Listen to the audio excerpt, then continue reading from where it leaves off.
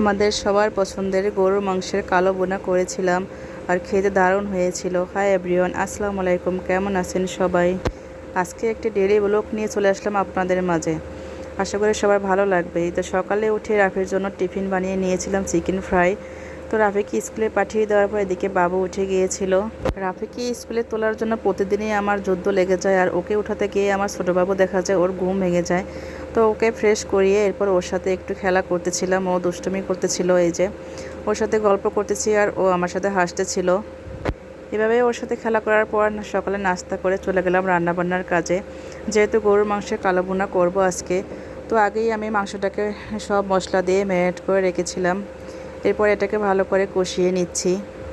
যেহেতু মাংসটা আজকে কালো বোনা হবে, তাই আমি একসাথে পানি দিয়ে রান্না করব না। আমি আজকে অল্প অল্প পানি দিয়ে কষিয়ে মাংসটাকে ডেকে সেদ্ধ করে এরপর রান্না করে নেব।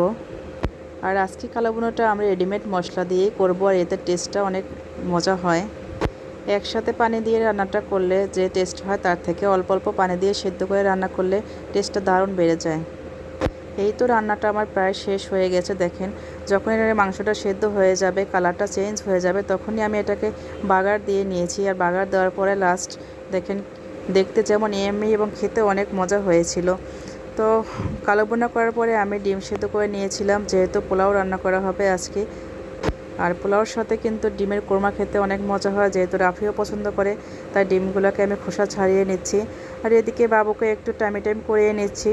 আর ও যেহেতু সকালে উঠলে আমি একটু সকালে টাইম করাই, এতে বাচ্চাদের কিন্তু ঘাড় শক্ত হয়। এর জন্য আসলে মায়েদের কাজ এভাবেই করতে হয়, কিছুক্ষণ বাবুকে সামলাতে হয়, আবার দেখা যায় ওকে রেখে ঘুম পাড়িয়ে আবার রান্নাবান্নার কাজ করতে হয়।